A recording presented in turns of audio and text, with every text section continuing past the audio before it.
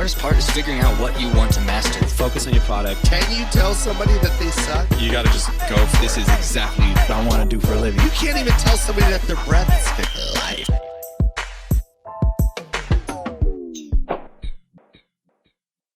I'm not like fronting here telling people that I work on this soap opera. Yeah, it was more of like a, if you're in our building, you have to take that off. It's like the one, we make the rules here, buddy. Yeah, like they punked me a little bit. That sucks. It was It's good. so funny, actually. Yeah. Like as if you're leveraging that to like get some Y&R chicks. Yeah. Like, hey, check out my hat. Or like I'm gonna go over to the set and be like, yeah, I'm here for craft services. Yeah. See, I'm supposed to lead this makeout scene. Yeah. It's so funny. With this 54-year-old actress. Oh man. Yeah, that was the only one like that. And like I said, it's all legally cleared. Yeah. But they just didn't like it in their building. That's really funny. Yeah. Like small potatoes territorial dispute. So funny. We recording? Oh yeah. We're here. Look at that. Look at that casual in. Yeah, that was a super casual in. I don't even know if we got to make sure. We'll just do like a slow fit. Yeah, right. I'm just dancing all over trademark issues in both of these episodes. Yeah, I know. Jordan, we're neighbors. We are. And that's, not only were we physically neighbors, do you know how far did you actually live from me? Do you know? No, I lived, my unit was adjacent to the pool. It was actually almost on the opposite side of the building. It was adjacent to the pool on the Franklin side of the building. Got it. And so you were on the back. opposite. Yeah. I was on the highway side. And what, like, at that time, were you doing podcasts? What were you doing? I was. And then before that, we essentially grew up as neighbors because you're from Michigan. That's right. What part of Michigan are you from? I'm from Troy, so like north of Detroit. Yep. Yeah. And what's funny is Ohio State and Michigan are like arch rivals. That's right. Were you a part of that at all growing up? I didn't care as much. I didn't watch or follow sports as much because I figured like it always seemed weird to me that adults, like grown men, were paying attention to what somebody who was just like a little bit older but not by much was doing. Yeah. I thought that was kind of almost pathetic in a way. And I know people are going to get so mad at me for that. But it was kind of like reality TV shows. If someone's like, oh, this did you see what so and so did in a tabloid? I'm like, that's just man tabloids. Yeah, college. It is 100%. And so I didn't follow it as much. And then I almost went to Ohio State for law school. And I remember on the first day of orientation, I showed up and they were like, oh, you went to Michigan. I guess you can go to school here. And I was like, 3 years of this, huh? Every 5 minutes. Yeah. You just have to not say Michigan anymore. Ever. So I was like, all right, I'm not doing that. And I ended up going to Michigan for law school. Not only because of that, obviously. Yeah. There were other reasons. No, because you were like, screw Ohio. I'm going to Michigan. I was like, they're both equally in the middle. Damn it. What, I'm guessing it had to be kind of similar, but what was childhood like in Troy? Like, what'd you do? What were you into? What'd you paint that little picture of young Jordan? I'll paint that picture. Yeah. So I was an only child, and I still am, and I have not picked up any siblings along the way, as far as I know. A year or two ago, I got a sibling. Yeah, that would be incredible. That'd be a medical marvel. But I was always into like the edge of like esoteric stuff. So what I mean is, they made fireworks illegal at some point. I don't know if they did that in Ohio. Yeah, I remember you had to go to Kentucky or something, or like West Virginia to get the good ones, right? Yep. So before it was illegal in Ohio, it was illegal in Michigan, and it sort of made its way down there. So we would drive to Ohio, which wasn't that far, honestly. We were probably an hour, 2 hours away, and we go to this place called Phantom Fireworks. It was right on the border, and it had everything. And you could go in there. It was like that place. I hope they had good fire safety because that place had everything. It was a huge ass warehouse. Go there, pick up all the good stuff. Light a bunch of it off on the 4th of July up at our cottage. We had this house up north. And then I would bring a bunch home. And all the kids in my school were like, oh, you have all the cool fireworks. So I'd sell them. So I always had tons of dough. Because all the way from elementary school, all the way through high school, I sold fireworks to all these kids. Like the illegal ones, the cool ones. That's amazing. And was that your thing? Like you didn't sell other stuff, random stuff? I mostly sold fireworks. And then incredible. I used it to figure out how to buy technology. I was really into gadgets and I couldn't really afford stuff. So I bought a cell phone when I was, and this is like in 1994. Is this like the Nokia with Snake on it, like that one? It was way older than that. Really? This is a phone that only had numbers on the display. There were no games, there was no apps, there was nothing. This is 1994, and they were analog. They weren't digital phones. And so I would play with that phone, and I didn't have enough money to pay for the cell phone bill. I wasn't a drug dealer or whatever. You're just a fireworks dealer. Yeah. So what I had bought was I went to the manufacturer, the store where the manufacturer and had the service center, and I looked in the garbage a bunch until they threw out a cable to plug the phone into the computer. Wow. And then I would pull out all the receipts and all the documents that you get when you buy a phone, and I figured out how to program the phone with other phone numbers and other serial numbers so I could make and receive calls, which is obviously like stealing now that I think about it. I wasn't thinking about it back then. I just had a cell phone. But hey, Steve Jobs did something similar, right? Maybe. You know, with his blue box and figured out a way. The blue box, yeah, that's you're like right. a young Steve Jobs. Yeah. There's a very fine line between a life of a criminal and then your life veering off into like a creative genius. Maybe I'm not a creative genius. Maybe I'm not a young Steve Jobs, but I was a punk like Steve Jobs back in the day, for sure. Yeah. And I created that cell phone sort of proprietary program or whatever, and then I figured out how to turn that cell phone into a receiver that I could listen to other conversations on. Wow. So I was essentially like wiretapping in a lot of ways. And I started to listen, again, only child, bored all the time. I started to listen to other people's conversations on the phone. And that's what really got me interested in people, because when you're a kid, adults are kind of one-dimensional or maybe two-dimensional. Yeah. They yell at you, they give you homework, they feed you, they take you places, they're your parents, whatever. But when you're listening to their adult conversations on the phone, you've got like a guy getting divorced and he's talking to his friends and he's like, yeah, I don't know what her problem is. She's so stupid. And then he calls his sister and he's like crying. Yeah. Why did she leave me? So you could hear all that? Yeah. You could hear him go from one conversation to another? Yeah. Okay, keep going. Sorry. Yeah. That's incredible. No worries. Yeah. If he was at home using the phone because his mom was on the landline or whatever, or somebody else was on the landline if he was at someone else's house. And so I could hear his end of the conversations. And I remember one neighbor in particular. I also learned how to tap the green boxes with the landlines in it, so I'd listen to those too. One neighbor in particular, he was getting divorced. He would call his friends and be one way, like I said. He'd call his sister and be another way. He'd call his mom and be a totally different way. And I remember as like a 13, 14-year-old kid, I remember thinking, if he was the same way he was with his mom or sister as he was with his ex-wife, he wouldn't be getting divorced. But when he calls his ex-wife, he's like a jerk. He's condescending. You know, they clearly have some tension. He won't be vulnerable, but he will with his mom. And he will with his sister. And they're trying to give him advice. He's not listening. I'm thinking at age 13, 14, why isn't this guy following this advice? This is good advice. And that's what really got me interested in people, because I realized that humans work in sort of predictable behavior.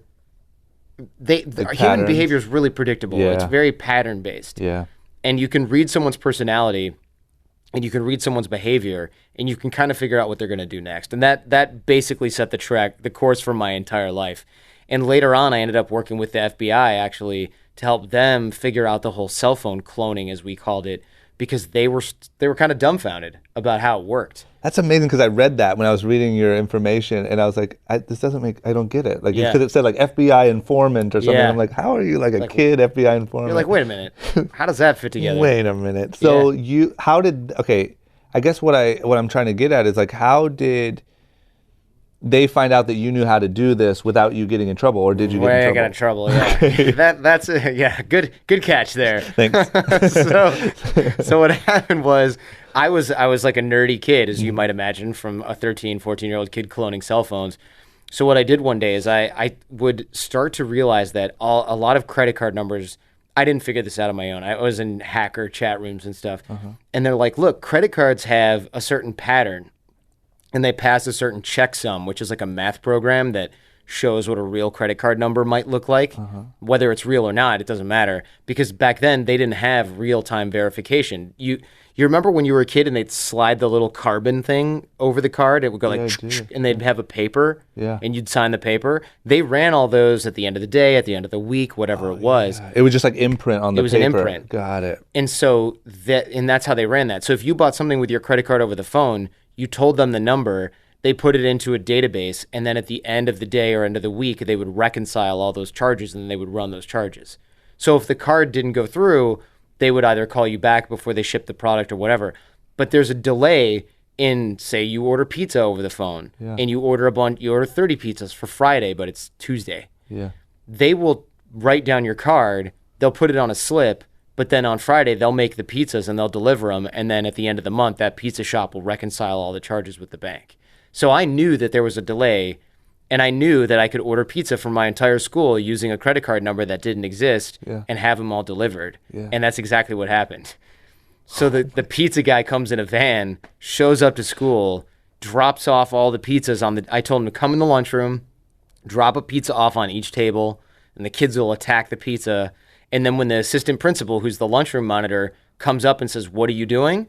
You'll say, "Happy birthday, Mrs. Jacobson," even though it wasn't her birthday. But I knew she would be there. So he comes in, puts the pizzas on the table. The kids are attacking the pizza because the rumor had spread, right?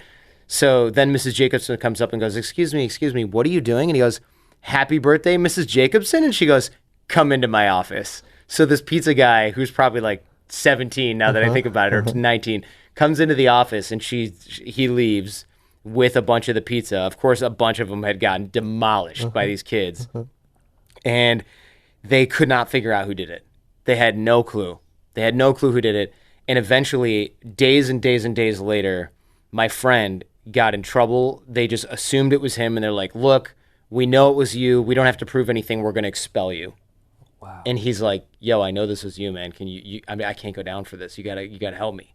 So I ended up admitting it. Wow. And the cops from my local city, they came in and they were like, "You're in trouble. This is a serious offense. What's going on?" And since it was technically over state lines, because it was a credit card, the credit card company is probably in Virginia, and then blah, blah, blah, bank stuff, Yeah. the FBI came in and they were like, "Okay, this is kind of serious." But the agent, he was really cool. He was like, "You're too smart for this. If you figured out how to do this," because he's like, "How did you get this credit card?" And I'm like, "I made it up." And he goes, "You can't just make up a credit card number." I go, "Well, they all follow a certain checksum and da-da-da. And I knew there was a delay between. And he goes, "You thought of this?" I'm like, "Yeah, it's not that hard.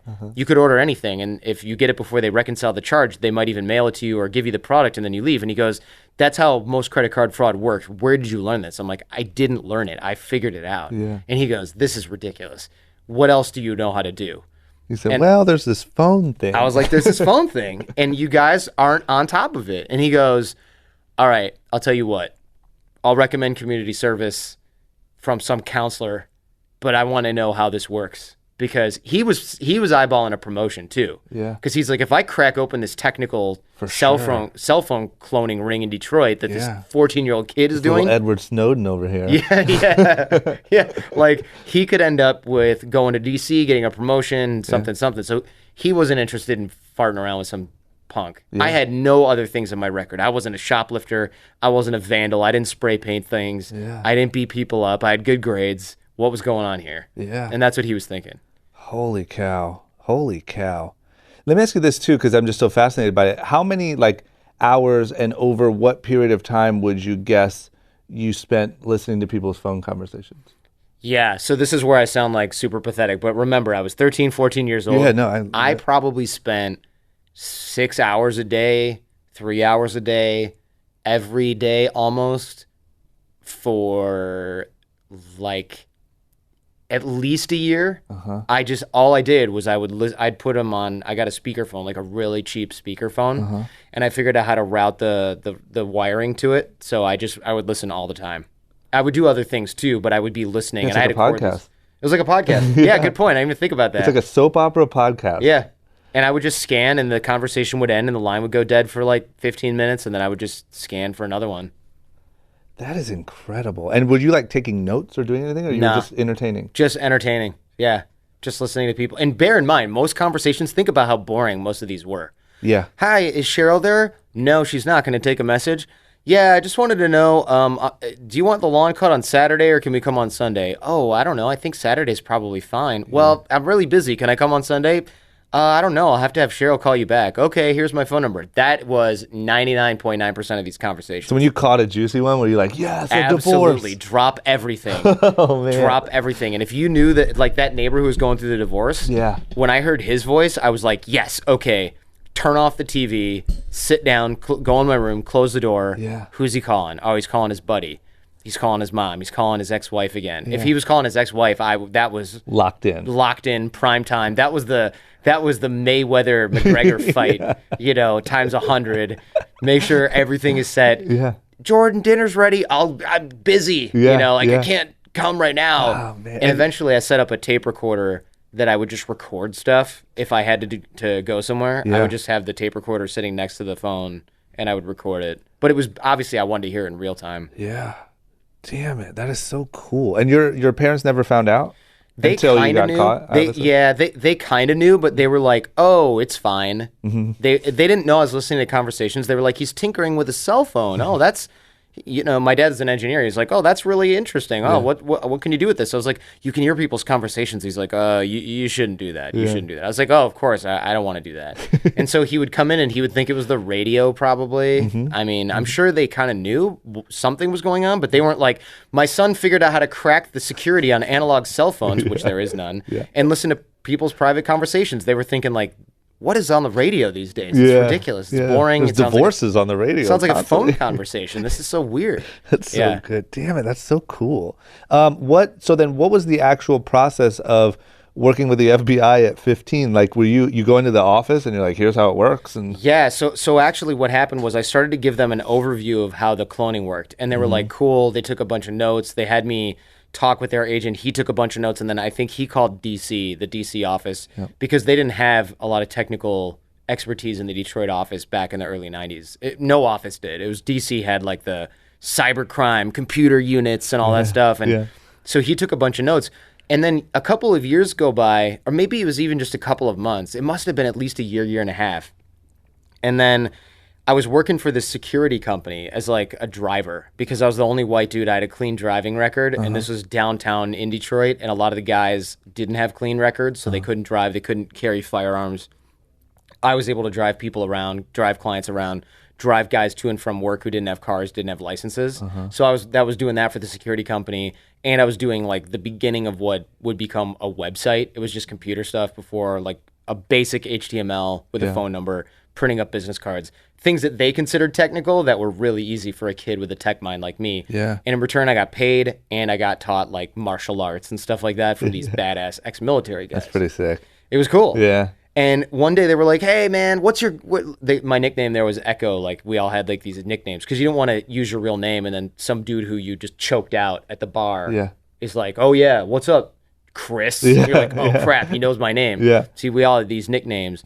And they were like, "Hey, Echo, where's your girlfriend, man?" And the guys would be like, "Tell me, what's the lady situation like?" Because they all had baby mama drama. And I was always like, "Oh, yeah, I meet girls online." And they're like, "Wait, what?" I'm on AOL, Instant Messenger, looking up profiles of girls in my neighborhood and being like, "Hi," whatever, kicking crappy game on Instant Messenger. And one time, I got a message from another dude, and it was like in my inbox, and I was like, "Hey, get out of here with this crap! Like, what the hell is this?" I was like in a teenager chat room. It's like, what a creep, what a loser! Like, hey, what's your problem? And then my buddy goes from work. He goes, "Hey, look, here's a secret. If you want to know what guys do when talk to girls, and then you want to stand out and look different, make a screen name that's a girly sounding one, and you'll see what all the guys are saying." And I was like, I have gotten one message or two from a guy, because, it's a screen name. You can't tell who's who. Yeah. I bet there's more of that. So I made one that was like Bikini Sun. That was the screen name. And mine was like Zen Flesh. That was my screen name. But Bikini Sun sounds really girly. Absolutely. And so I set that up. I would leave that on in the chat room. Guys would see it, and they would send me these messages.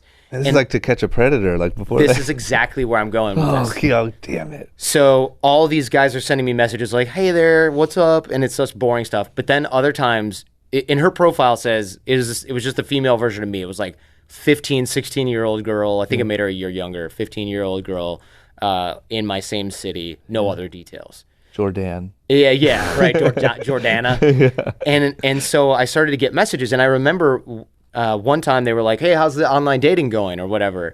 I don't think we called it that. Like chat. I think they just called it chat room dates or something. Chat love. And I was like, "Oh, all these dorky 40-year-old guys are hitting on the girl screen name that you told me to set up." And they were like, "Wait, what?" And for me, it was just like, "Look at these losers." And they're like, wait. What are they saying? So I would print out the chats, and my boss read it, and he goes, "Dude, this is not funny. These are sexual predators. Like, this is a 43-year-old guy who's telling this 14-year-old girl that he's a photographer Oh no. This is not cool. And I'm like, oh, I hadn't thought about that because I'm a teenager. That would never occurred to me that there were predators out there who were like lying about this. Yeah. I was like, man, there's a lot of photographers. There's so many photographers. But I knew it was, I just thought he was a loser for trying to date a 14-year-old girl. I didn't think it was like, oh yeah, this is basically a molester. Like this is a pedo. Yeah. So they go, hey man, we gotta call the cops. The cops, they're like, online, well, where's the computer that it dials into?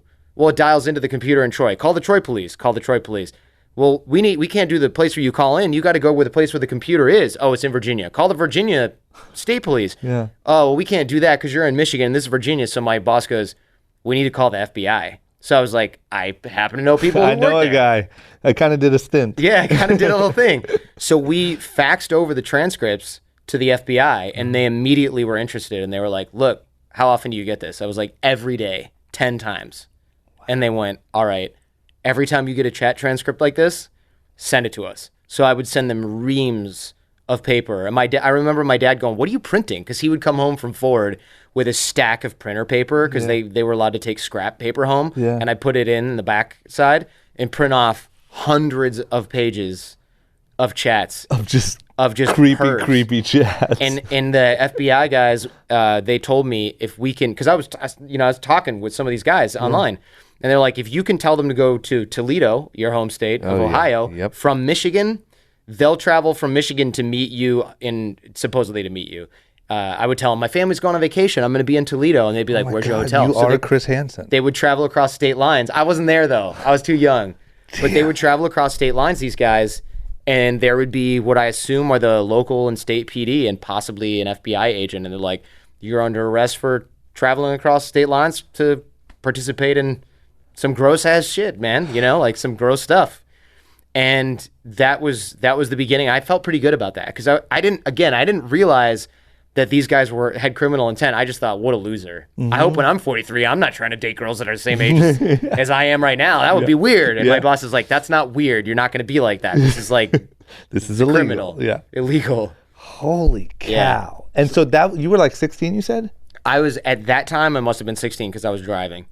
Yeah. I was driving around. I can't believe you're Chris Hansen before Chris Hansen. Yeah. You're the real you're like the child prodigy Chris Hansen. I wish I could have been there though, because I do to this day wonder what the look on their face was. I guess I could just watch To Catch a Predator and I would see a close amalgamate, like a close analogy. Yeah. But like what they roll in thinking, I'm going to take pictures of some 14-year-old girl, and then it's like, oh, you're going to room 213? Yeah. You're under arrest. It's, hey, hello, Christopher, have a seat. Yeah. Would you like some milk?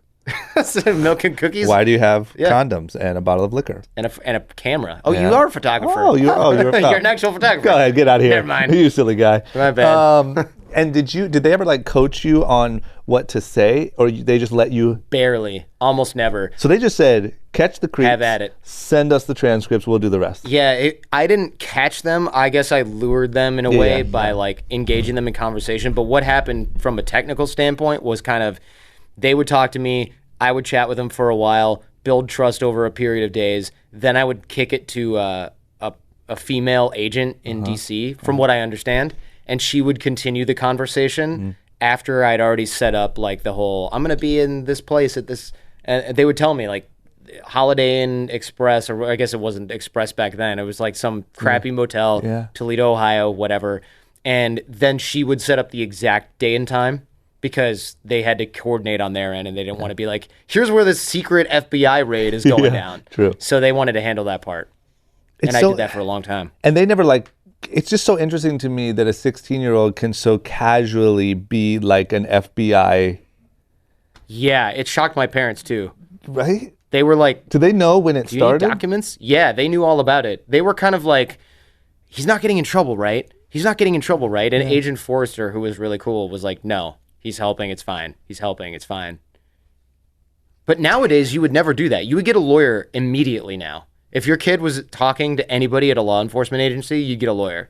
Or sitting in his room luring in creeps. Yeah. You'd be like, well, wait a minute. Let's go back to the cell phone thing. Yeah. How about you go ride bikes? You know? How about that? You know how your friends like skateboarding and we weren't going to get you one?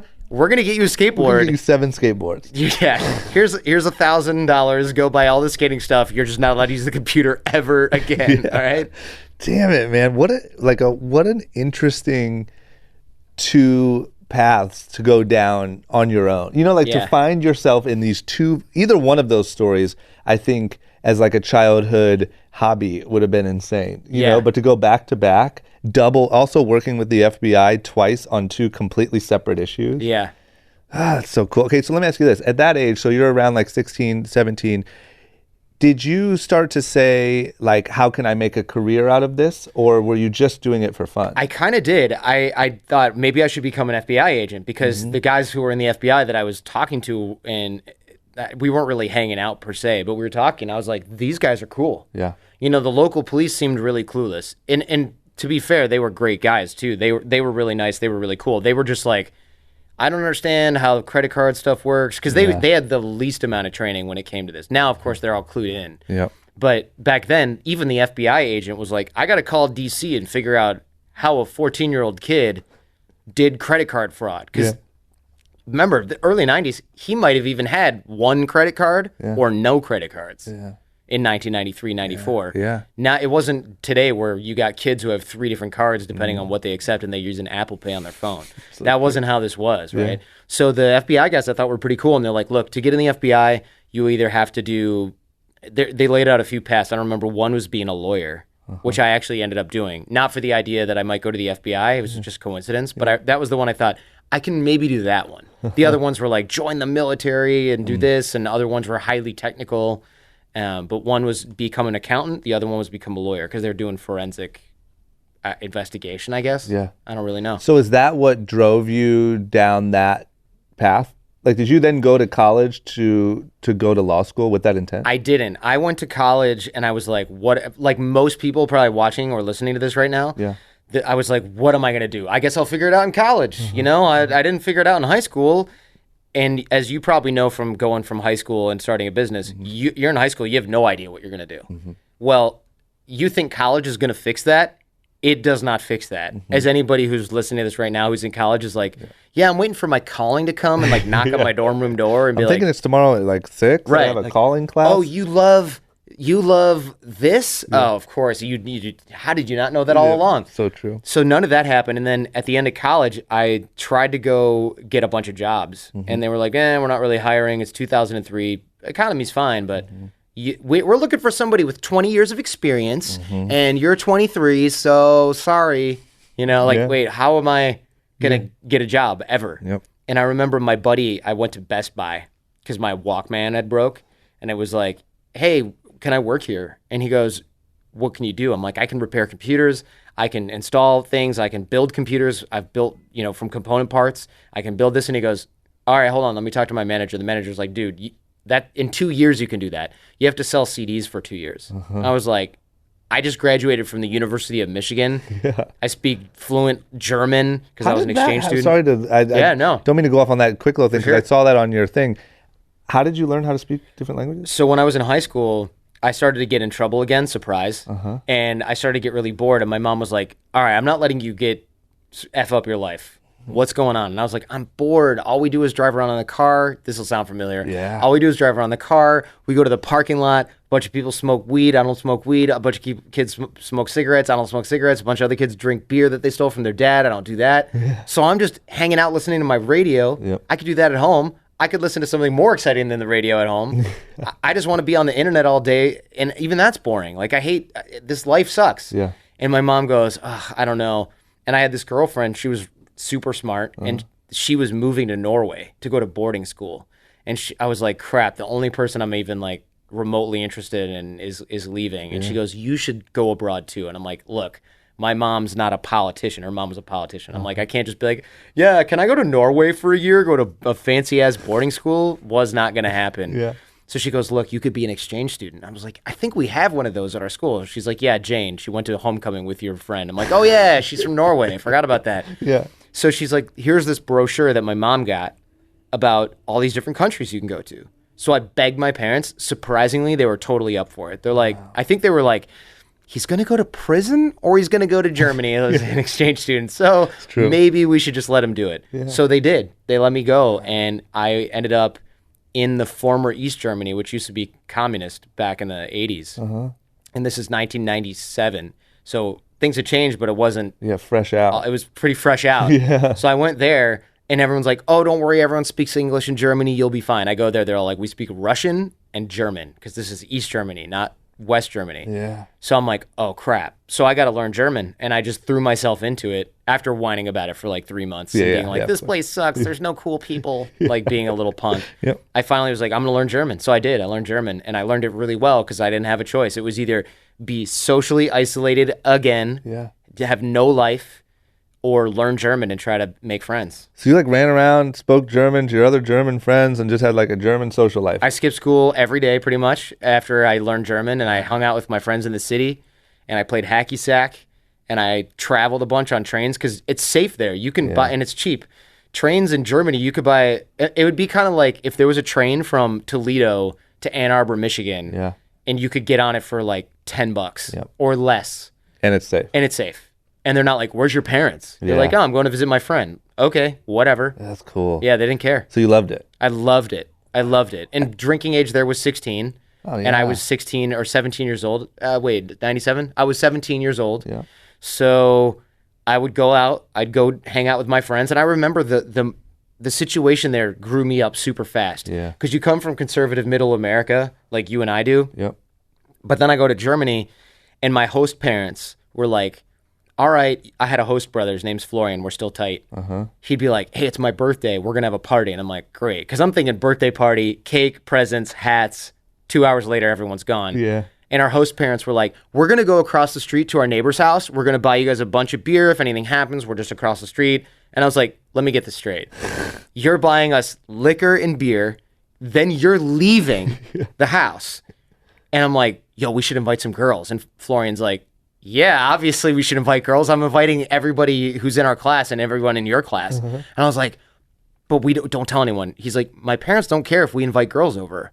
And I went, what? What planet am I on? We can drink, we can invite girls over. And what I learned was when you give kids enough freedom, but there's enough of a leash. Yeah. We had all these cool kids over, all of our friends, guys and girls.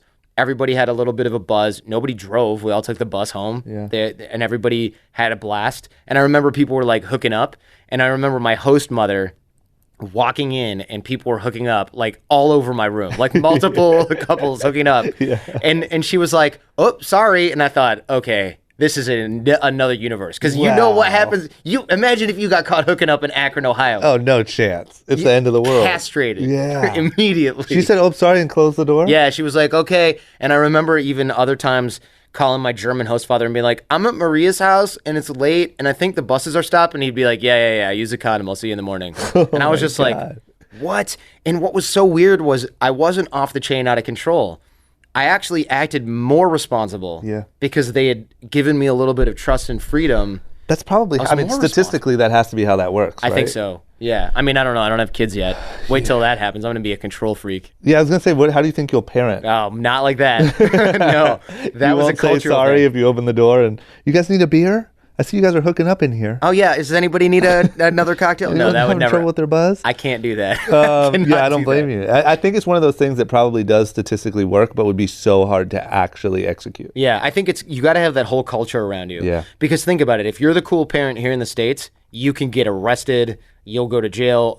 My daughter was at your house and she had a beer. Yeah. How dare you? I'm suing you. But in Germany, it's like, it's legal. Parents are like, we did worse stuff when we were kids. Yeah. Yeah, and good thing they're all at your house drinking. Would hate for them to be drinking at a stranger's house or out in the road. Yeah. So that's how I learned German. Because you have a strong incentive to learn the language when you're having a kick-ass time. Yeah, I didn't learn squat when it was like, here's calculus. I was like, ugh. That's so true, man. Let me ask you this. Just I don't know if this will even work, but like if you could, because you've done both, if you could, let's say to an 18-year-old kid who doesn't know what they want to do with their life, and they can either travel abroad for a couple years or go to college and try to figure it out. Would you recommend either or? I would say travel if you can. Yeah. I'm not saying don't go to college. It's not useful. What I am saying is if you want to be an engineer, go to college. If you are like, I really love photography, I'm pretty good at it, go to school for photography. Yep. If you're going to college because you're like, I have no idea what I want to do with my life, and my parents say that I have to go do something, and the natural next step is to go to university and study skull shapes of prehumans and anthropology 101, you're wasting your time and you're wasting your money. Yep. I lived abroad for 3 years. I lived in Germany. I lived in the Middle East. I lived in Central America, and I traveled to a bunch of different places. I grew up so much faster because of that. And I figured out all these different things that were fascinating for me. And then I remember going to college and thinking, I'm kind of just hanging out with a bunch of kids and I'm wasting my time. And it was, as you know, it's expensive. Yeah. You don't go to college and kick it for a year and spend, and you'll spend 40 grand. If you're living at your home and you're going to community college, you'll still spend thousands of dollars. Yeah. So, and your growth will be slower because you're living with your parents. Yeah. And I don't think you have to be rich to travel. I know there's people going, oh yeah, let me just travel abroad, you spoiled prick. You know, like you can get a job volunteering. I've got tons of friends who volunteered on hospital boats. Yep.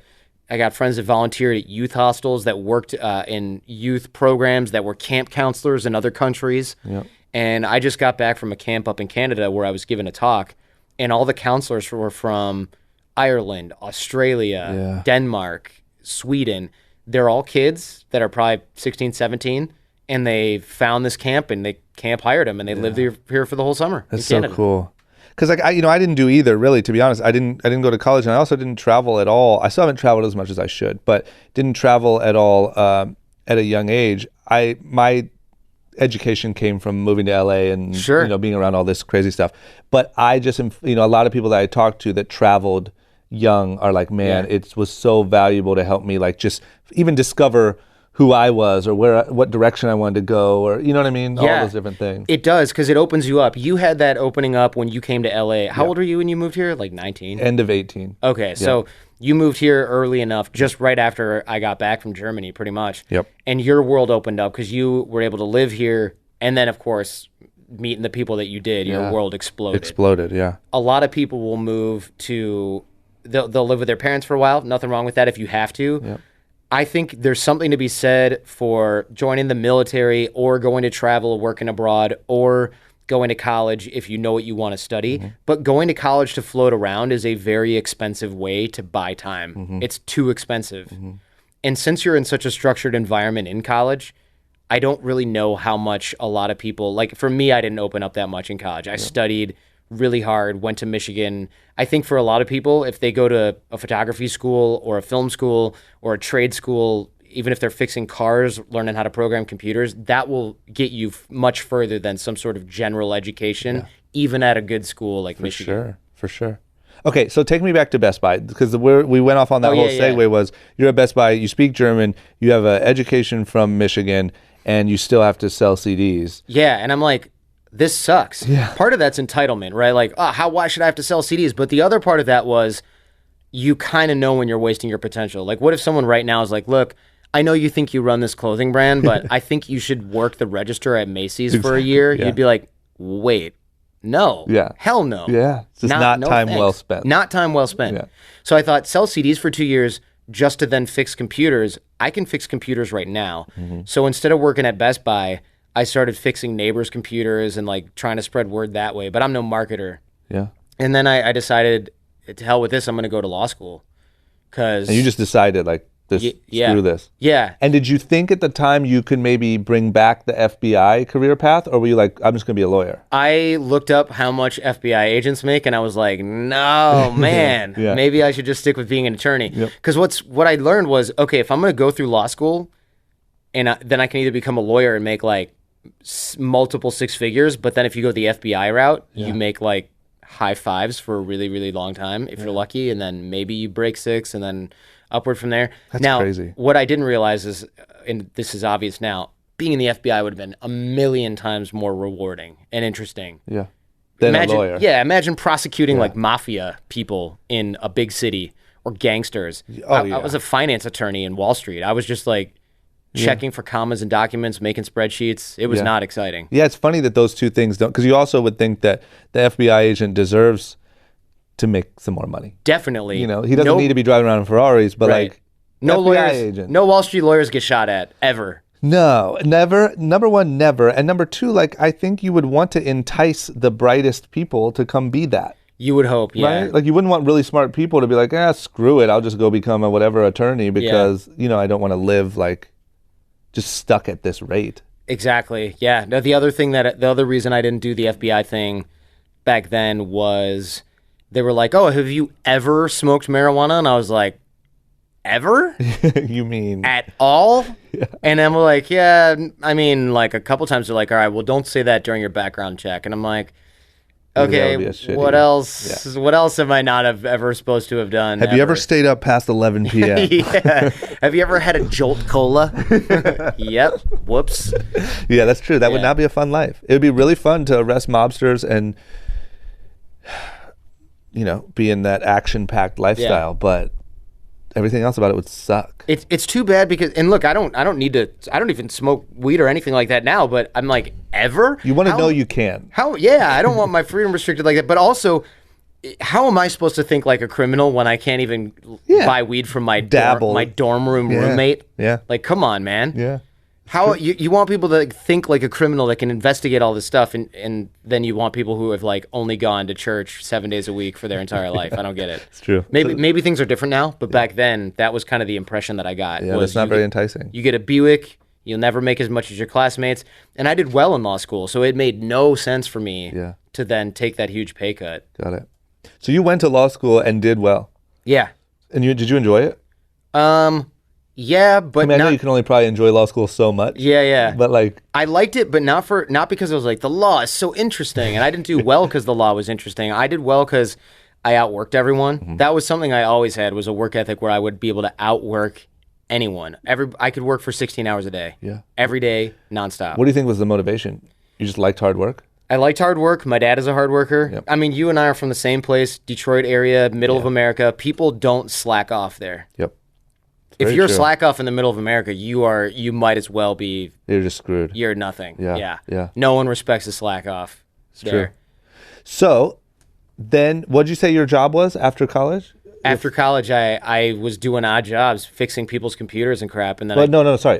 After law school? Oh, I went to. I got a job at a Wall Street law firm. Got it. Doing finance, and I was busting my butt there. That was kind of interesting, in that I was on Wall Street in a skyscraper next to what was the World Trade Center. Yeah. I looked out the window into that big hole. That's crazy. And that was kind of a sobering realization too, because I'm looking down in this big hole, and I was like, everybody who was in that building was pretty much just doing this until the last day. Yeah. And I was like, do I want to do that? Not that I'm going to die in a catastrophic attack. But eventually, eventually you're going to die. Eventually our time's going to run out, and I'm going to be doing Microsoft Excel, billing in 6-minute increments, and taking conference calls about, Lehman Brothers wants to do another financial product that securitizes these mortgages into a pool. And then I'm like, ugh. Yeah. There was nothing of consequence to anyone's life. That's interesting. How long were you in there before you started feeling that way? Was it quick? It was pretty quick. In fact, I'd started podcasting. I started doing what is now the Jordan Harbinger show while I was in law school. Really? And the reason I was doing it was because I was really interested in networking, body language, people, the same stuff I'd learned from tapping all those phone calls. Yeah. And I was talking about it, and other people were interested in it. And I kept having the same conversations with other people, reading body language and talking about vocal tonality and all these soft skills all the time. Yeah. And people would be like, oh, wait, start over. What did I miss? And I was going out to bars and training people and teaching them how to read other people. And I started burning my conversations to CDs and handing them to people and being like, here's 20 episodes of this show that I make about nonverbal and verbal communication, persuasion, influence. Listen to this and you'll be squared up. And then my buddy at the time found out about podcasting. It was brand new. It was 2006. Yeah. And we started uploading MP3 files to the web. And that was one of the first 800 shows, I think, in iTunes. That's nuts. Yeah. So you were first in there. Early into the game. What year was that? 2006. Like December 2006 was the first episode that I did. And what was it called? Jordan Harbinger Show? No, it was the old show back then. Yeah. We had old names. I don't even remember what the original name was. And then I was interviewing, or I wasn't even interviewing back then. I was just talking about like this type of person does this, and this is nonverbal communication, and this is how you be more persuasive. It was bad. Were you talking alone a lot of times? A lot of the time I was alone. A lot of times I was with my friend. A lot of times I was drinking with people, and all that's caught on the early episodes. And then I went to work on Wall Street. I kept doing the show, and a buddy of mine who'd written a book was like, hey, he lived in Virginia, and he goes, they want me to come up to New York and do this radio show. Do you want to have dinner? I was like, sure. So I got together. I was like, how was the show? He's like, good, but I don't think it's going to sell a lot of books. All right, whatever. And then the next couple of weeks, he goes, hey, they want me to go back on that show in New York, but I don't want to drive all the way up there. I didn't sell that many books. What do you want me to tell them about you? Do you want to maybe go on Sirius XM, or Sirius at the time, satellite radio? And I was like, yeah, I want to. This is awesome. Yeah. So I went and I did a spot on Sirius as a guest, and the station manager happened to be doing an air check where they listened to the show at the same time, and he goes, that was really interesting. How'd you learn all this stuff? I told him about it. I told him about the podcast, and he goes, all right, well, you should come back. You should do more. And then a couple weeks later, I followed up with him, and I said, hey, have you given any thought about me coming back? He goes, you should have your own show. I've been listening to your podcast. You want to give it a shot? I said, yeah. So I started doing satellite radio while I was a lawyer. I would leave the office every Friday at around 7, haul ass from downtown financial district up to Midtown, go and do my show, come back to the office around 9, smelling like Monster Energy drink and liquor or whatever. And I would finish up my work at about 11 and go out with my buddies, and they would all tune in. And so it became like this running joke in the office that I was moonlighting as like nighttime. They were calling me like Dr. Jordan, like Dr. Drew. And they're like, oh yeah, Dr. Jordan's back. And we'd all go out for a drink at like 11 o'clock. And even the partners were like, yeah, I heard your show. And I was like, I'm getting fired. And they're like, don't worry about it. Wow. And so during that time period, did you stop doing the podcast to do No, I kept doing the podcast. I kept doing the radio show, and I was a lawyer. Okay, so the next obvious question is, when was the time to like take the leap and quit this? Because those are two totally different paths, right? Yeah. It's like this financial lawyer path, and then giving advice to people on how to persuasion and on a podcast. You don't even know what a podcast is yet. Nobody knew. Like nobody had a clue. What were early listens? Like, were they real? Like, yeah, they were smaller numbers, as you might imagine. Yeah. So I remember looking at, we had this thing called Site Meter, and it was like, they measured hits back then. They didn't have like unique impressions. None of that stuff was real. So we had hits, and I remember looking at like a counter that said like, today, 24. And I was like, whoa, 24. And that was huge, because I thought, I've given the CD away to like 5 people this week, but 24 people today came to the website. That is incredible.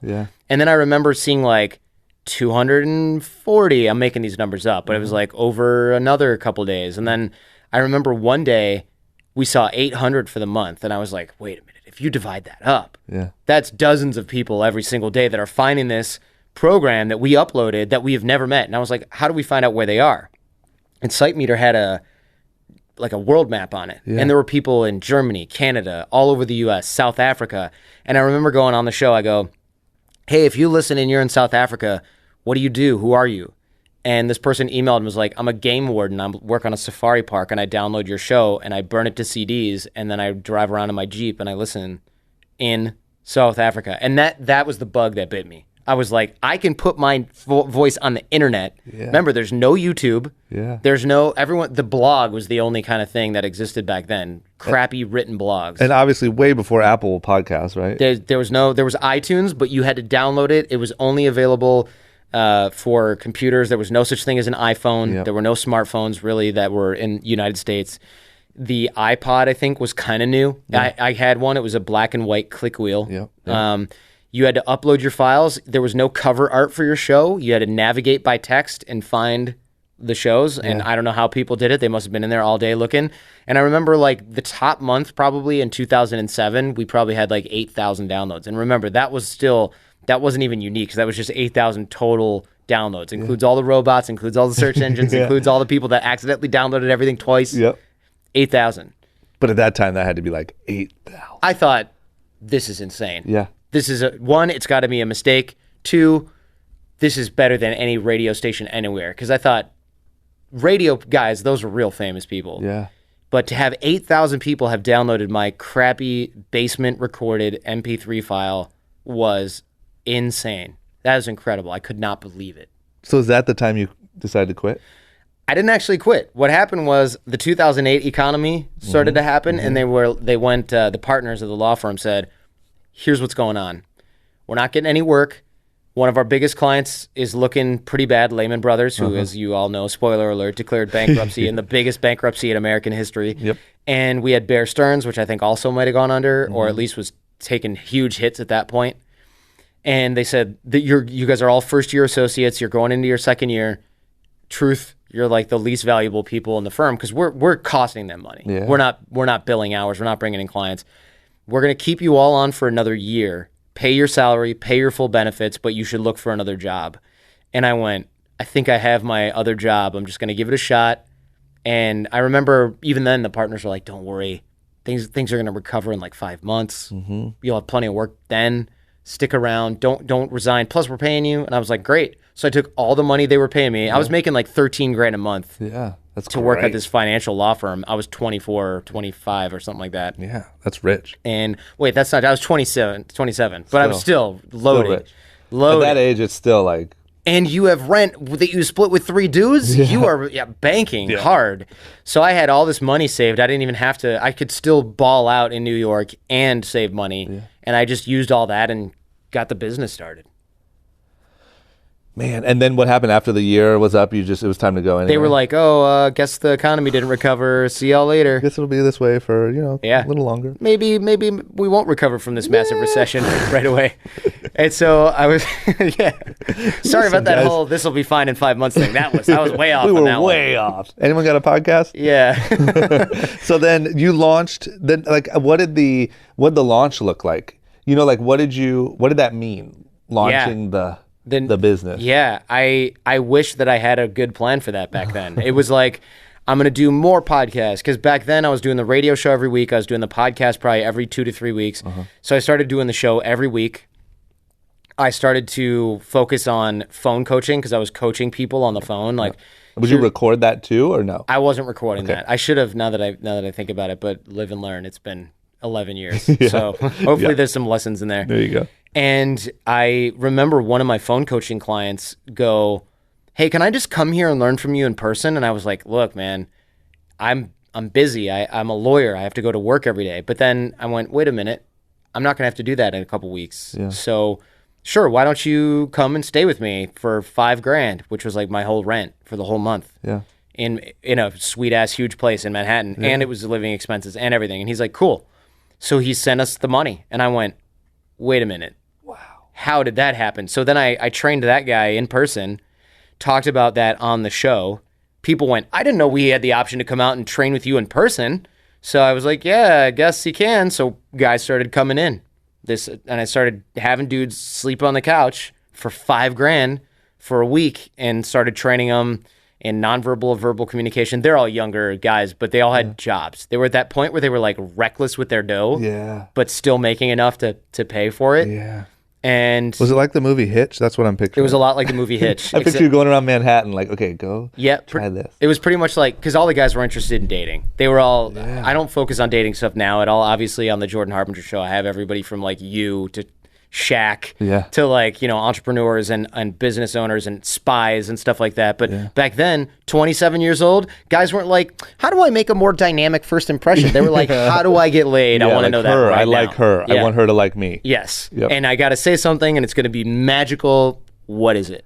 That was it. How cool, finding out that you could also turn this thing, these weird recordings that are going to 8,000 mystery people into like hard dollars with real human beings. I had no idea. Like that had to be a crazy moment. And nobody knew, right? Yeah. It was a crazy moment. And I remember a friend of mine was like, you should meet this dude, Gary Vaynerchuk. He runs a wine company and he makes videos.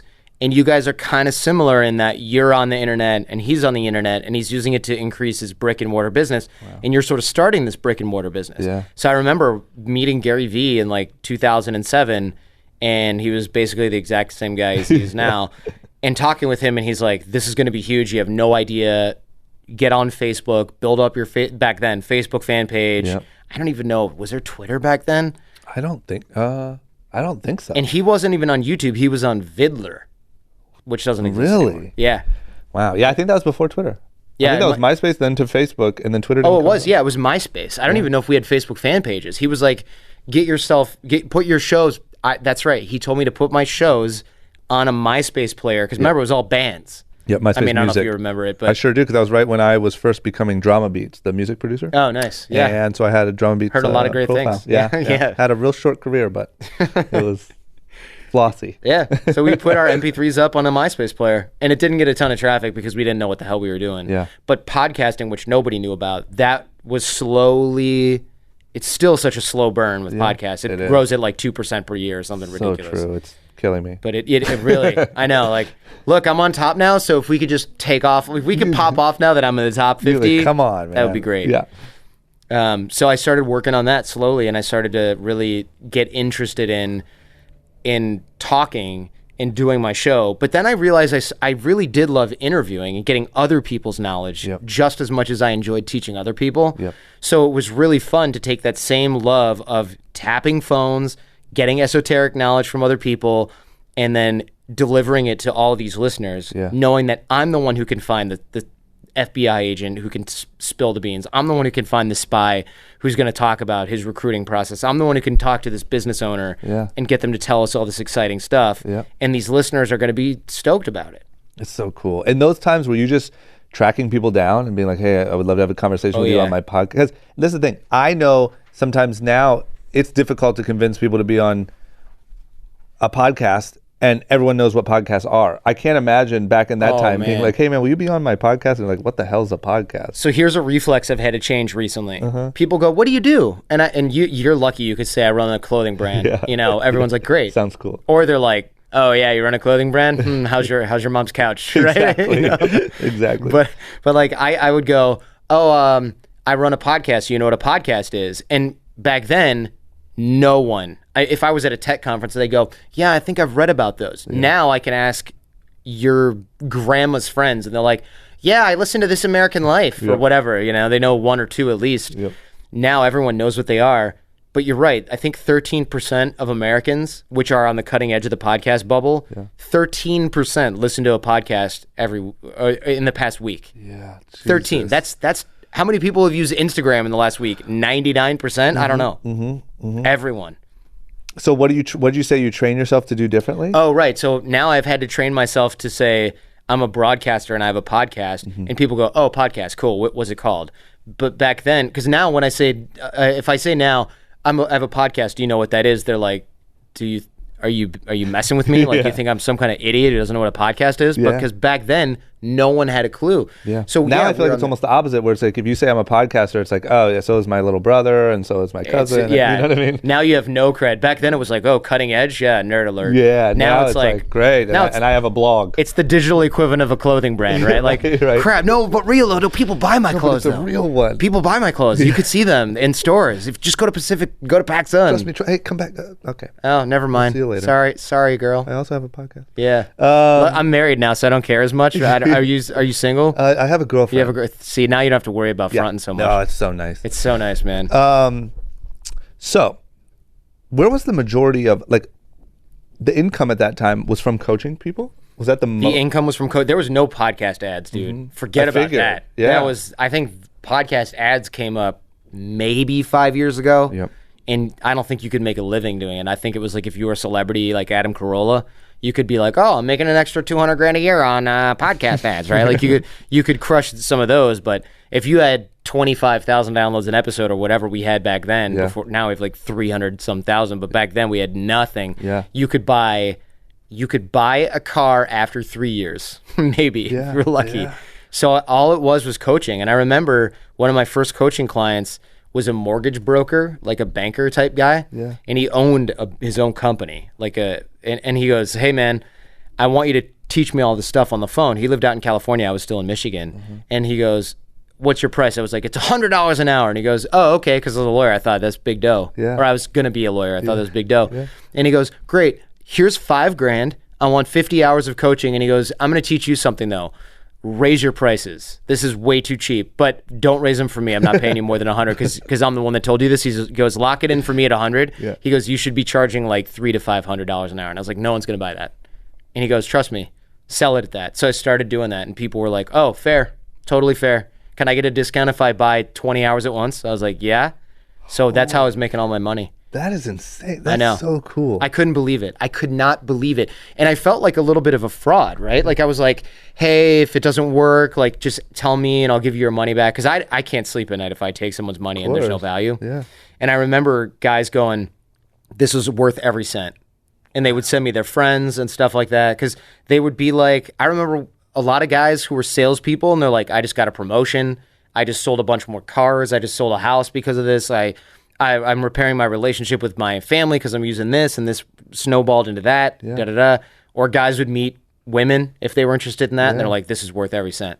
And that was from no like real formal education, just from paying attention, doing obviously the phone thing super early, but like just being smart and kind of researching this stuff. I read every book. To be fair, though, I read every book on body language. I flew to go to Dale Carnegie classes. I would go try to train, and I did call in favors from friends of mine and other clients. Like if I met a couple cops and I was like, hey, how do you guys learn to look out for dangerous people? And they're like, oh, we get training on that. And I was like, can I come to do that? And they're like, no, it's closed. And I was like, what if I'm writing about it for the internet? And they're like, oh, if you're a journalist, yeah, you could come in. Hold on. So I'd go in and be like, I'm writing about this for the internet. And they're like, yeah, sit in the back. Sure. So I'd go and take all these classes for the internet because they didn't know what that was. They're like, yeah, people write stuff on the internet. It's like a newspaper. Yeah. So I would be I was like a BSE journalist. Yeah. Taking so you just all these pieced classes together your own education, essentially. Totally. After 7 years of college and law school, So true. Which was cheaper. Yeah, no kidding. So then is that, and just correct me if I'm skipping too much of the story, but is that then, that sort of stuff is what drove you to move to LA? Because I was in New York first, right, as on Wall Street. Yeah. And then I had a split with some of my business partners back in New York. Not even partners, employees. There were a bunch of, and I'm sure you've seen this as an entrepreneur, a bunch of guys had stolen from us. And the problem is, New York, you think, whoops, let me not bump into the mic. Okay. And in New York, you think, this is a big town. This is going to be fine. Yeah. I saw those guys everywhere. Yeah. And they would go in and they knew how I generated business, so they would try to snipe clients. They would show up at our radio studio, and they were bugging people that I knew, and it turned into a fiasco. So I went, I'm going to ditch winter here in New York. I'm going to go to LA. I'll be back in 6 months. Yep. And the guys at the satellite radio, Sirius XM, whatever it was back then before the merger, they were like, sure. All right, we got a studio in Hollywood. You can use it. So I moved to LA, and I never left. Yeah, no chance. And I just didn't leave. And then I moved into Hollywood Tower. You and I became neighbors. And then 4 years ago, I met my wife. I moved up to San Francisco and moved to San Jose. But yeah, I got out of New York because I was like, there's opportunity in the entertainment industry in New York, but there's also winter, and it was expensive out there, man. Yeah. For a startup, New York is rough.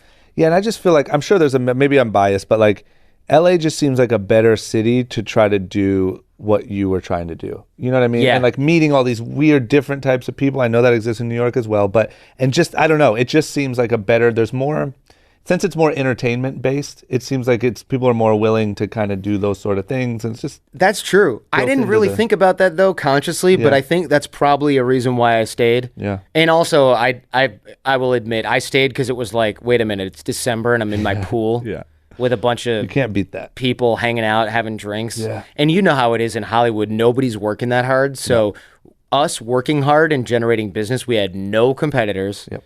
We were hanging out. We were having fun. We were living pretty decently on the dough. Yeah. Whereas if we were in Manhattan on that money, we would have been broke-ass fools. For sure. Broke as hell. You can live like a king out here. Absolutely. And so that's the time when you were at Hollywood Tower, when we were neighbors. That's what was happening there. Yeah. That's so cool. And then I guess my other question is like because podcasting, I still don't feel like podcasting has really hit anywhere near the point that it's going to. Yeah.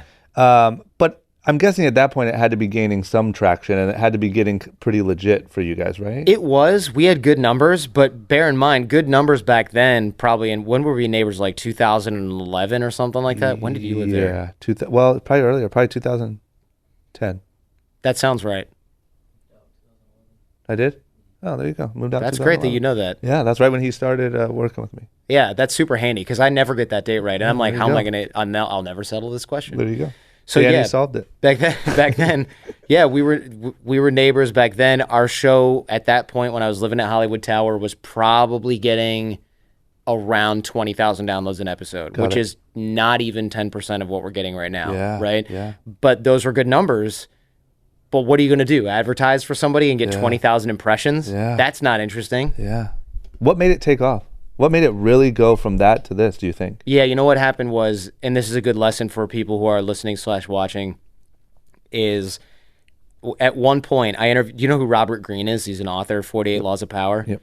So I interviewed him, and he agreed through friends to be on my show. And I was like, I don't want to screw this up. So I bought all new microphones. I learned how to use all new audio gear. Yeah. I set up everything. And I read his books from cover to cover. And I took detailed notes. That's a lot of reading. It was so much, man. It took me like weeks and weeks. And remember, I'm a law student. I can plow through, read. I can go through, take notes, file everything, organize everything. And at the end of the interview, he goes, I've been interviewed by a lot of journalists. This is really good. Like, you did a really good job. Wow. And he's like, yeah, this must be old hat to you. I've been doing it for so long. And I thought, actually, I just never tried this hard. Yeah. And then I was like, wait a minute. What if I try this hard with every episode of this show? Yeah. And so I started really working at it. Because people think that you get better by practicing and just doing the same thing over and over. That's not really true. Yeah. You get better by going, all right, this one I'm going to attack because I'm going to be really organized. All right, I'm going to learn about organizational systems. All right, I'm going to learn about, because I've got coaches for my voice. Mm-hmm. I've got coaches for organization of broadcasting of a show. I've got production coaches. I've got journalism people that coach me on interview style. Yeah. I've got people who tell me how to dress sometimes. Obviously, today is an exception to that rule. But I've got all kinds of people that help me with things. Most people would just go, do a podcast, to show up, sit down, have a conversation. It's organic, it's authentic. Yeah. You got to work harder. And so what I did is I outworked all the other broadcasters. I found out what everybody was doing that had a good show, and I leaned into it hard. Yeah. Like, oh, you read a lot, you're well read, I'll outread you. Yeah. Oh, you have a dynamic broadcasting personality, I will take a coaching class, I will take improv, I will take voiceover acting, I will go and I'll develop myself in that respect. Yeah. Like, right now, people might be like, this guy coaching? I've been talking today for at least 4 hours. Yeah. This is like the fourth solid hour. Yeah. This is my energy level of 4 hours. Yeah. At 1 hour, I'm unstoppable, baby. Yeah. But you get tired over time. But I outworked everyone. I made sure that I was working on every element of the business and every element of broadcasting that I could so that I would be better, not by having done more practice, but by having outworked everyone. Yeah. And that's the key, is just And work. It worked. Yeah. That's what I love. Is I love that the answer is you just made the show better. You just got better. Yep. Because a lot of times it's like, well, we had Gwen Stefani on and then she had a baby and then, some weird thing that's like, well, I can't learn from that. Yeah. But just making the show better is, okay, I can work on that. And to be fair, it wasn't just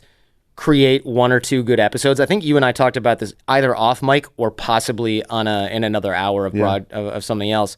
But on my show where I just interviewed you, actually, it's possible that it's on there. Yeah, pod for pod. iPod. That the idea that you can make it from one thing, that is over. The gatekeepers are gone, etc. But I wanted to make sure that not only my Robert Greene interview was good, that would pop off, sure, great, but that the next 1,000 were really good. Yep. So I don't just have one good interview. I have every single one that I do is good. And that builds trust with your listener base. Because you got to earn every minute of these people's time. Yeah. Right, Drama? Like, true. That if you and I are like, I don't know, we're not really into this today, these people, they can all just be like, well, screw you then, I'm out. Yeah. They check out and then they might never come back. Go listen to the new Drake album. Yeah. Because back in TV days, remember, if you were Larry King, and don't get me wrong, I love Larry King and everything, but you were the only game in town. Yep. Really. I mean, maybe 1 or 2 other people. You had Jimmy Carter on your show. Everyone talked about it the next day. Yeah. You and I could have Obama and Trump on at the same time boxing, and people would be like, for downloads. And people would be like, "Hey, did you see that Nicki Minaj thing yesterday?" And it's like a dog that can backflip. Yeah, a dog can backflip. Landed in a pool is amazing, super cute. Share it. Yeah, and all the options are right next to this one. Like on all their phones right now is every other option that the world has to offer. Right. Like if you love this and you want to click like, but you have fat thumbs, you just drop this show and you accidentally clicked on some dog doing a backflip. Yep. We're gone. And it's over. It's over. We're gone. You'll never find us again. We're gone forever. Oh shit, it's so true. That being said, this is going to be one of my final questions, but just to ask it now is like, what, a lot of our listeners are young, hungry people that are just trying to figure out their thing. If you are gravitating to podcasting, and really to make it a little bit more general, just creating your own media something, what's your advice on how to have any shot at that in this? Because like we said, I don't think podcasting has reached anywhere near its point, but it still feels like everyone on earth has a podcast. Like, how do you make an impact in that? Rather than talk about podcasting, I'd love to give some... Here's what I've found is the highest leverage skill for anybody, regardless of age. Yep. Relationships and networking. And I know networking sounds like a dirty word because it sounds boring. It sounds like something you don't need to do now. And one of the most common objections I get from students, entrepreneurs is, look, I got to launch my website. Look, I'm not in the working world yet. Look, I got to wait till my prototype's done. Hey, wait, I got to get my designs done for the new line before I network. That's backwards. Yep. You got to dig the well before you're thirsty. You need to build relationships before you need to leverage those relationships. Yep. And nobody has a plan for that. And so people will go, I got a network. So they go to these like crappy mixers and then they meet a bunch of used car salesmen and financial planners and they're like, nah, that burns people out because they're with a bunch of takers. People don't want to make time. You got to do your social media. You got to do Instagram. You got to film a video. You got to do your show design. You got to do your shirt design. You got to do all this stuff. This networking relationships takes the last place, last priority, back seat. So what I do is what I like to teach is in minutes a day, there's a couple things that people can do that will increase them building relationships, increase them building and reactivating connections. And one of those things is grab your phone when you're in line for coffee, minutes per day, around 9 or 10 a.m. I found is the best time to do this, Pacific time, because then you get people in New York during the lunch hour. You get people here when they're kind of like awake and ready. Yep. Go in your texting app on your iPhone or your Android, scroll all the way to the bottom. Those are the ones where it's like you met them at a coffee shop 2 years ago and you never kept in touch. Yeah. And you send them something along the lines of, hey, drama, been a minute. What's the last thing that you're up to? What's the latest with you? I'd love to hear from you. No rush if you're busy on the reply. I realize everyone's really slammed. Good to meet you a couple years ago at Cafe Gratitude in San Diego. And then you sign your name. Yep. And the reason that script is important is because I use your name so that you don't think it's like a mass text. Yep.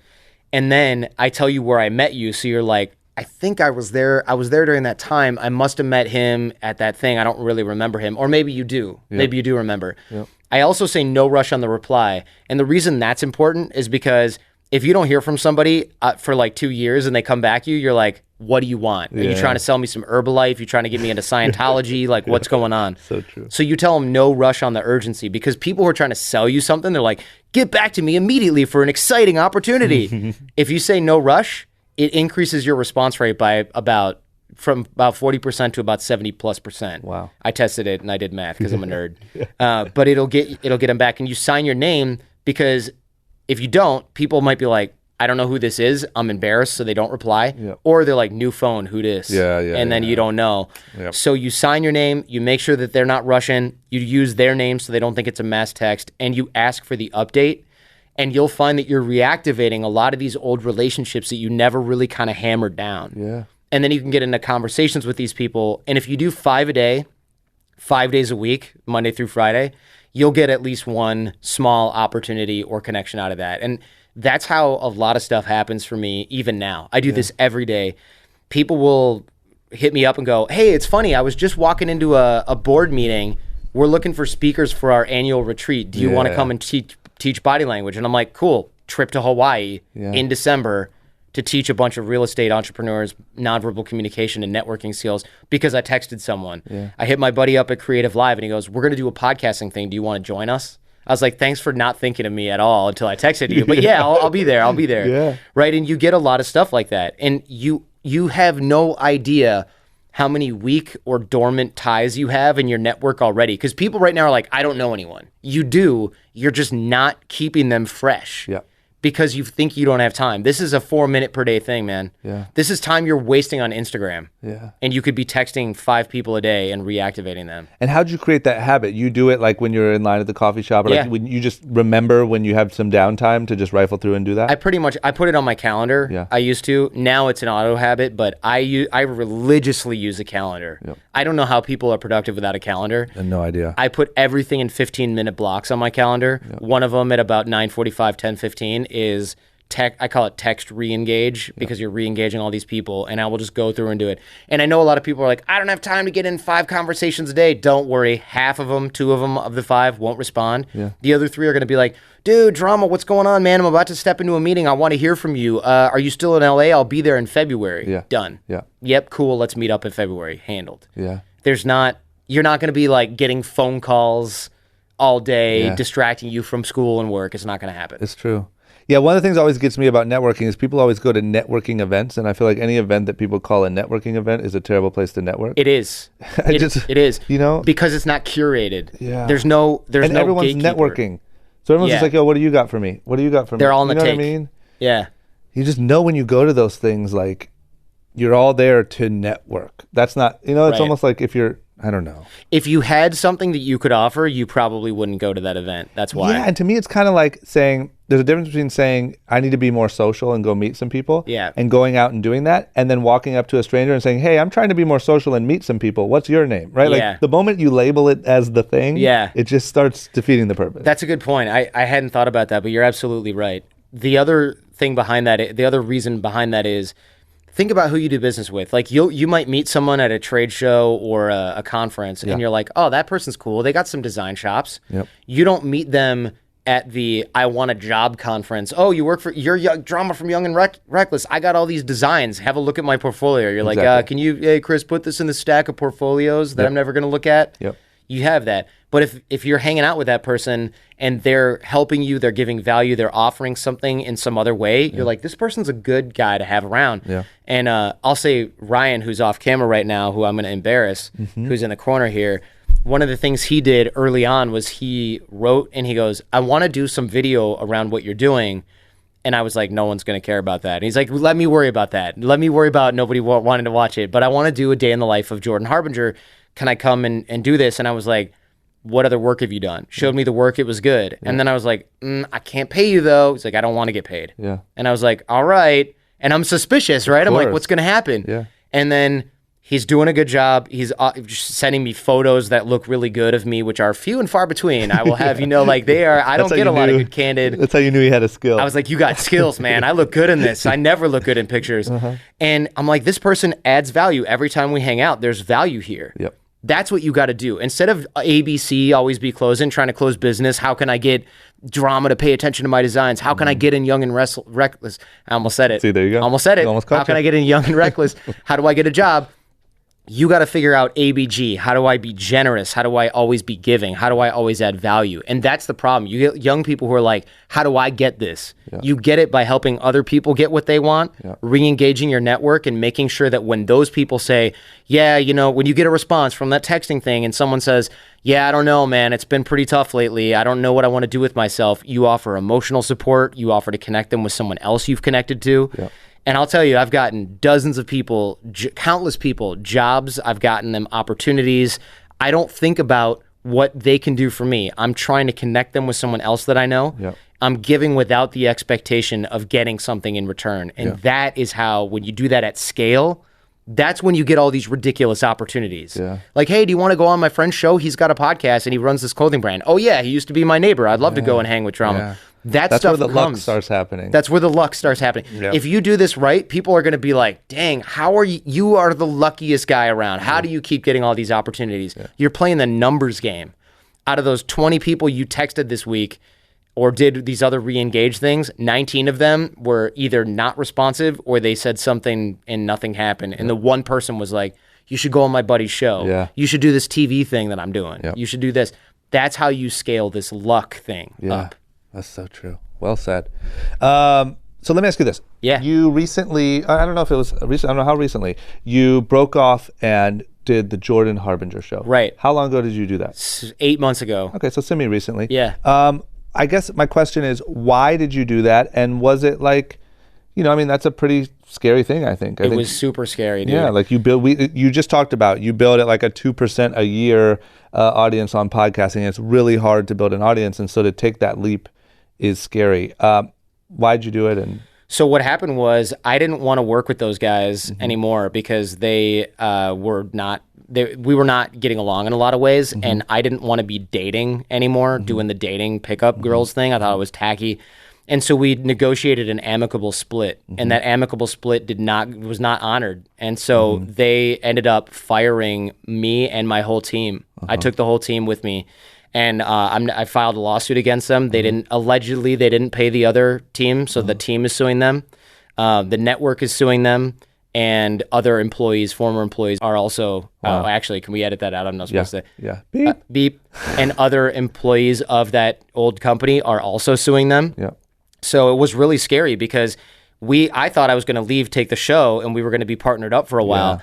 And they actually just did not follow through with that. Wow. So it ended up in a huge legal mess. I'm out doing my own thing from scratch by surprise. And I'll tell you, to hammer the last point home, what really worked out well was, since I'd been practicing what I preach with the relationships, keeping people engaged, giving without the expectation of anything in return, the whole team was able to come with me. The whole team that I needed, almost every single person from that company came and works with me now. Wow. And all of these people that I'd worked with over the last 11 years, I was like, hey man, here's this poop sandwich that I've got on a plate in front of me right now. I need help. And I had so much help coming out from every corner of the freaking globe to help me rebuild the Jordan Harbinger show from scratch. That's so cool. That's just a testament of like, when you treat people the right way and do the right things. Absolutely, man. Because those things happen, like whether who was, wrong or it was a shitty situation, those things happen. And at some point you risk losing that thing you built or losing this whatever or that relationship or whatever. And if you haven't treated people the right way, or because your show got big, your previous show, and you started feeling yourself and now you don't connect with anyone anymore, the moment you get some bad luck coming around, you're screwed. You're screwed. I mean? Yeah, 100%. And you can either fill your oats and blow it, or you can get really good at something and decide, I can't focus on this anymore because I'm focused on this other angle or this other thing.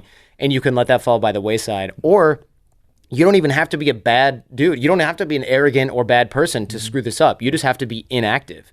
You just have to tell yourself, I'll network later. But you got to dig the well before you're thirsty. If you don't, you need those relationships later, and you haven't helped other people, you are super screwed. Yeah. And that's why we created like the drill I just gave is on a way. I'm not allowed to tell people where to like find a video of me talking about that. Yeah, is that cool? Oh yeah, okay. Yeah, of course. So advancedhumandynamics.com is where we have our training company /level 1.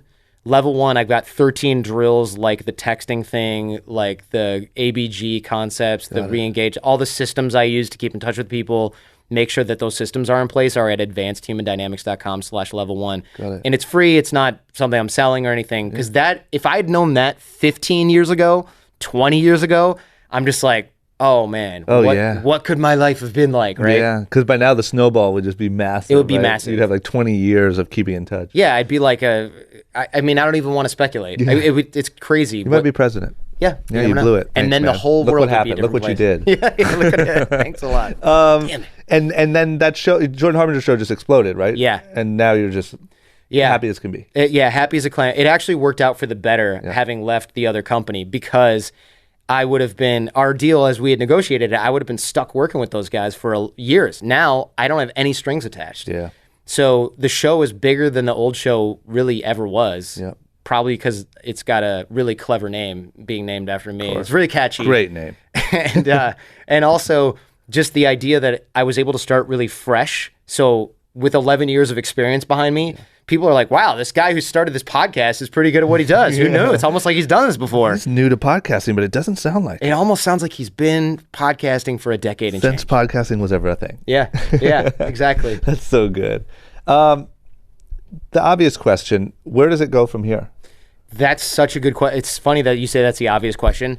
Who knows, man? A lot of our clients are military, special forces, and intelligence agencies, the guys that I train now. So far from being like, here's how you say hi to that girl over there, now I'm talking with like That's so cool. the badasses of the world that are on the dark, the shadow, lurking in the shadows. That's pretty damn cool. It's cool because you almost get to go all the way back to like that kind of what drew you to being an FBI agent. Hell yeah. But exactly. that's Full cool. circle. Yeah.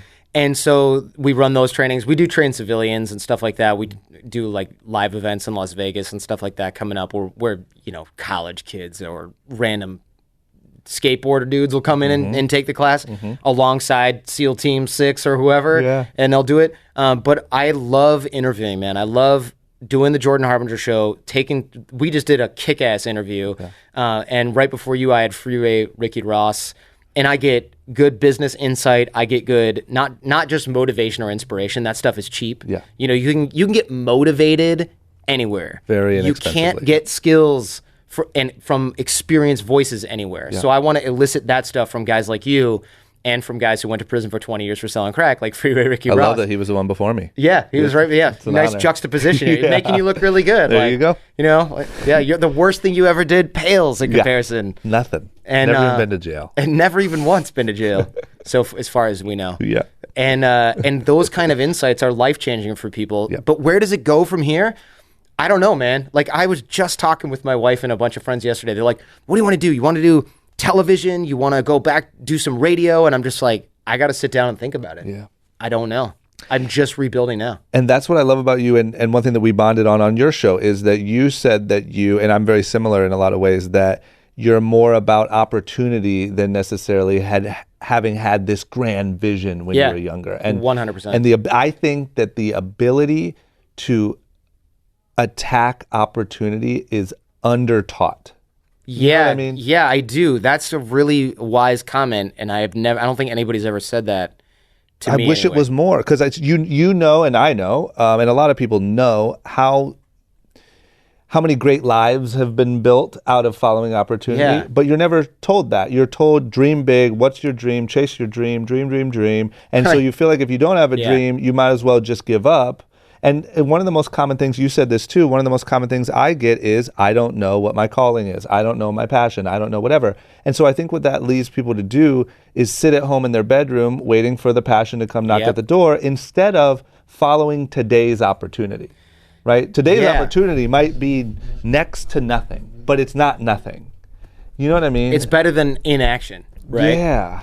But I don't know. I guess I just wanted to say that we bond on that, and any input that you would have on to the listeners of how to, do that or anything like that. You're right.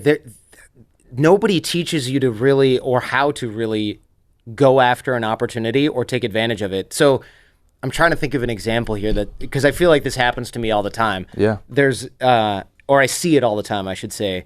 There's opportunities where somebody will write in and say, hey, I really want to know how you got to do what you do. And I'm like, if I'm in their city at that time, I'll be like, oh, why don't you come, take a look at this? And they'll be like, oh, I don't know if I can. I'm pretty, it's really far for me to come and do that. Or someone will say, I'm having all these problems in my relationship, or I'm having all these problems in my business. And I'm like, you should go take this class from my friend who's a negotiation expert, and you will figure out how to get higher salary from your boss, and you'll figure out how to work your way out of this problem. And they're like, oh, it's $2,000. Oh, I don't know, man. Never mind. I'm like, you have a life-altering issue in front of you that is so heavy that it's stopping you from being happy and getting a better job. And you would have to get on a plane and pay like a $2,000 or whatever to go fix it. Yeah. And you don't want to do that. Yep. There's fear there. So it's not even just that we don't know how to harness the opportunity. People are great at spotting it, but we're also really great at going, I'm pulling the wool over my eyes. I'm pretending I can't see it so that I can make some excuse about, well, I would have gone to that class, or I would have gone to that event, or I would have figured out how to do this, but I had to take out the garbage. Yeah. Like, we will rationalize anything to stay in our comfort zone. And it's that we want the sad. dream. Like the equivalent to the dream in that scenario is they want you to write them back with the cure-all. The answer. Here it is. And if you do this, it will be solved. Right. That's the answer, that's the dream, that's the whatever. They don't realize that growing through any of that stuff is just chasing the next opportunity. They might meet someone at that conference that leads them along this, that does that, but I don't know. That was something I really liked that you said on your podcast, was that so much of it is just chasing the next thing that's available, chasing the opportunity, seeing what's working, doubling down on that, bailing out of what doesn't. Yeah. It served you well. I want to, thank you. I want to clarify though, and I think we agree on this. Yep. It's not chasing every shiny object. Like, oh, I could sell t-shirts now. Oh, actually, I could sell electronic equipment. Oh, actually, I could do Instagram now. Yep. You're going after opportunity that is related, getting you one step closer to your goal. Yep. You're not just chasing every unrelated opportunity. Correct. Because I think that's a great way to get distracted and not do anything. Yeah. And I think we agree on that. We do 100%. And I think for me, the middle ground was like, let's just say as an example, when Instagram influencers started becoming a real thing. It's so easy to come from where we came from in clothing and doing projects with artists that we really looked up to and doing collaboration capsules and all this stuff. And it's so easy to pass off the opportunity of the new thing because it's not as cool. It's not what you want it to be. Right. Like I want the way to sell clothes to be cooler than what it is. Yeah. You know what I mean? And it's like wishing you could handcraft your opportunities as opposed to at the end of the day, my goal is to sell clothing and to build a brand. And if this is the new medium of the way people are doing it, I need to attack that, see where that leads me, attack that. And you notice now, especially with my old competitors, it's all the people who didn't do that, who thought they were too cool to do that, that are stuck. Or done. Like going to big box retailers and being like, we got to come in underpriced, young and reckless. What's going on here? And you're like, no, remember how I was doing all those influencers and sending out free stuff and taking photos and being cool to people that you thought were ghetto idiots? Yeah. That's why I have a market now. Have fun going to knocking on the door at Macy's and being like, we're 10 cents cheaper than Young and Reckless now. Yeah, and that feels like it was ages ago, right? Yeah. But I think sometimes people it's not about chasing every opportunity. We agree 1,000,000%. It's about wanting the opportunity to be perfect. If somebody calls you for relationship advice and you say, go to this conference, that's the opportunity you have right now. Right. Take that. Because what else? What's your other option? Just keep being in your miserable Keep complaining about it. And then keep cold emailing people. How do I get a mentor? You must get this every 5 minutes. Yeah. Will you mentor me? It's like, I am mentoring you. I create the Jordan Harbinger show. You're creating Short Story Long. This is us mentoring you. Yep. You don't get to come into my inbox and go, hey, I know you probably covered this, but I just want you to cover it again specifically for me in a DM so that I can ignore your advice and then write you the same question in 3 months. Yeah. That's not how this is going to go. Oh, social media. Okay, last but not least, I'll let you out of here. We've been just podcasting our asses off. Yeah, it's been 2.5 hours. A lot of good ish for you guys. Yeah, man. If you could travel back in time to young Jordan, sitting in his room, listening to people talk and go through divorce on cell phones. So sad sounding now. So pathetic. But look at where you're at now. True. And I would say that was fostered a lot of that. That was the genesis, right? 100%. Yeah. So you can't knock it. If you could just give yourself any piece of advice now, what would you say to young Jordan? I would say don't worry so much because I freaked out about not fitting into the mold. I was like, oh man, I'm in high school. I'm going to go to college. What am I going to study? Oh my God, I'm in college. I don't know what I'm going to do for a job. What am I going to do? I'm going to go to law school. I don't really want to be a lawyer. What am I going to do? Working on Wall Street. What am I going to do? I didn't know you could invent your own path. Yeah. Nobody talked about that back then, man. Yeah. Nobody said, you can start running your own business. You can do this. You're probably going to be just as smart or successful as anyone else. Yeah. Nobody ever said that. I thought you had to be anointed by the business gods to start your own company. Absolutely. Or have 30 years of experience being an accountant and then you go start your own accounting place. Yeah. Nobody said you could be an entrepreneur. Think about the fact that the guy who, felt like he didn't fit in and whatever went on to get paid to teach people how to talk to girls. And the irony. The irony is not lost on me. That full snake eating its own tail right there. That's incredible. That's it, man. That's great advice. Thank you so much, man. Incredible. That was an incredible story. Thank you for doing this. And thank you for having me on your pod. When's yours going up? That's a good question. We can put it out in the next few weeks. When's this one going out? This one's going up on Wednesday, right? Oh, wow. Okay, so we're up on Wednesday. Stay tuned in the next few weeks for my interview on Jordan's show. That's right. What else? Tell everyone where to go. I'm at Jordan Harbinger on Instagram, and if anyone still uses Twitter, aside from the president, I'm at Jordan Harbinger on Twitter as well. And I answer my DMs and stuff, but like we just said, I'm not going to be like, here's all your answers, but I will answer every email, Jordan@jordanharbinger.com. I love communicating with people who care and get it. Because I think we're in a unique position where we can influence people in a way that we didn't get to talk to these guys. If there were guys like us back then, I didn't know who they were, and I certainly didn't get a chance to reach out and ask them questions. Yeah. So I like to be that resource. It's really cool. And then your podcast is everywhere where podcasts are, right? Jordan Harbinger Show. The Jordan Harbinger Show. It's occasionally on YouTube when I get a video. Thanks to your crew for hooking up the video. Our pretty faces will be on YouTube. But I don't put every episode on YouTube because it's so much freaking work. You all don't know how much we work hard for you. There it is. You have no idea. Guys, thank you for listening. I hope we kept you this long. I hope you didn't switch off and go to Drake or a video game. That's right. We'll talk to you soon. And advancedhumandynamics.com/level1 is that course. I think I said that before. Yeah, they'll like it though. That's perfect. I'm going to make that clip probably an Instagram clip on my page, so I'll send it to you too. Awesome. Thank you, dude. Yeah, that was good. Anytime you get like the real nugget of just wisdom. Yes. Put that on Instagram. Sound bites. There we go. Guys, thank you so much. You're the best. We did it.